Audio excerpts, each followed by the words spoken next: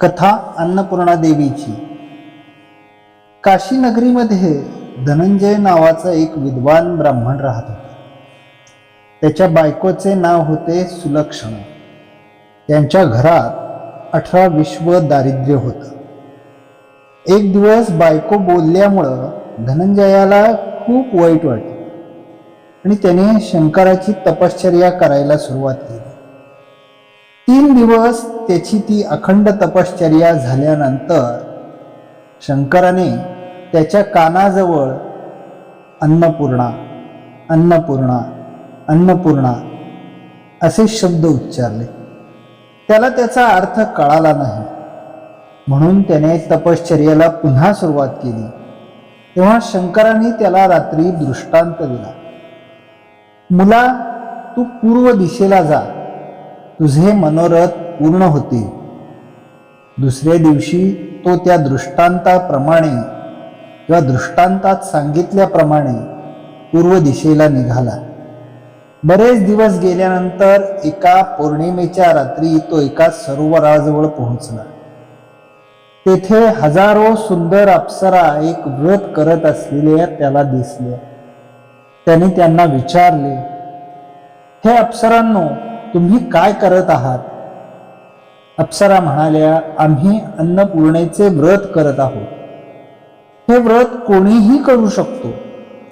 21 दिवसांसाठी 21 गाठी असलेला दोरा घ्यावा, 21 दिवस उपवास करावा, 21 दिवस जमत नसल्यास 1 दिवस तरी उपवास करावा, आणि हे सुद्धा शक्य नसेल तर कहाणी ऐकून प्रसाद भक्षण करावा।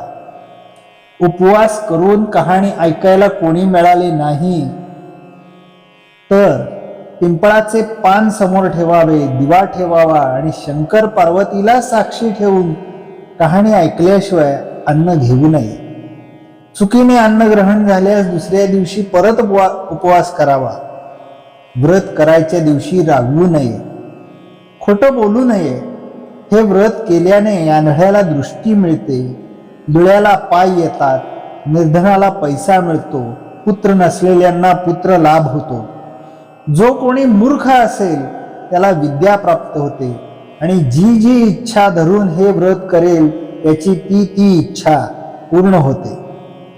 ब्राह्मण म्हणाला, बाई, मला खायला अन्न नाही, लिहायला वस्त्र नाही, विद्येचे नाव नाही, मी एक गरीब दुःखी ब्राह्मण आहे। आपण व्रताचे सूत मला द्याल काय? अप्सरा म्हणाल्या, देऊ, पण तू त्याचा अपमान करता कामा नये, त्याची हेळसांड करता कामा नये। हे घे ते पवित्र सूत। धनंजयाने हे व्रत केलं। व्रत पूर्ण झाल्यावर सरोवरातून 21 पायऱ्या असलेली सोन्याची शिडी वर आली।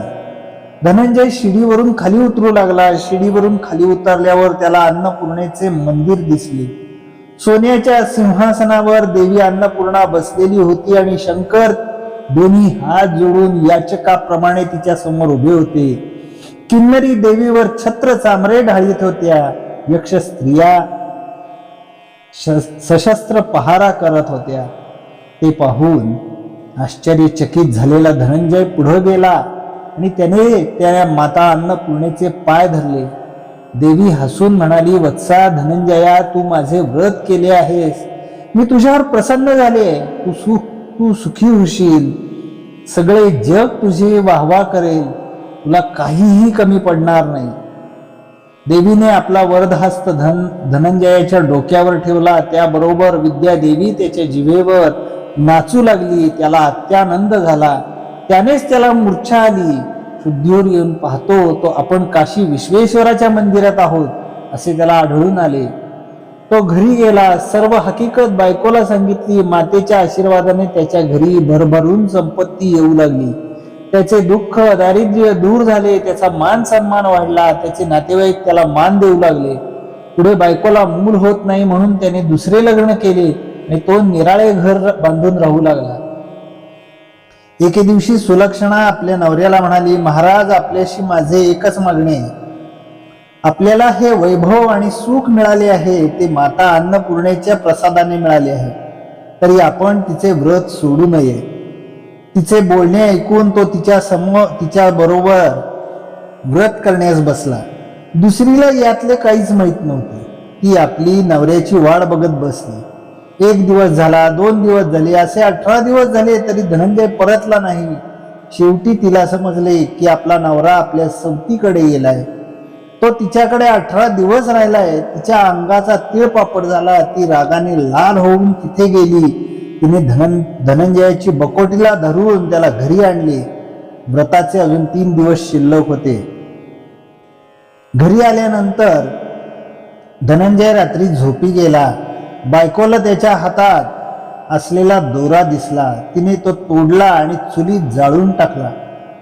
याने अन्नपूर्णा माता कोपली. त्यामुळे धनंजयाचे घर, सामाना सुमाना सगळं जळून भस्म झाले. सुलक्षणा समजून गेली की हा देवीचा कोप आहे. तिने धनंजयाला आपल्या घरी बोलवले. सवत मात्र आपल्या माहेरी निघून गेली. सुलक्षणेच्या सांगण्यावरून धनंजय परत सरोवराकाठी गेला. त्याने पुन्हा व्रत केले. पहिल्याप्रमाणे शिडीवर आली. तो देवीच्या मंदिरात गेला. त्याला परत आलेला पाहून देवीचे नोकर त्याला मारावयास धावले. त्यावर देवी त्याच्याकडे बघत म्हणाली, मला सगळे काही समजले. जा, ही माझी सोन्याची मूर्ती घे. तिची दररोज पूजा कर. तू पुन्हा सुखी होशील. माझा तुला आशीर्वाद आहे. तुझी प्रथम पत्नी सुलक्षणा हिने माझी मनोभावे सेवा केली आहे, व्रत केली आहे. तिला सर्व गुणसंपन्न असा मुलगा होईल. प्रसन्न अंतःकरणाने धनंजय घरी परतला. तो दररोज भक्तिभावाने अन्नपूर्णेचा पूजापाठ करू लागला. पुढे काही दिवसांनी सुलक्षणेला मुलगा झाला. सारे गावकरी चकित झाले. धनंजय त्यांना म्हणाला, बाबांनो, मी माता अन्नपूर्णेचे व्रत केले.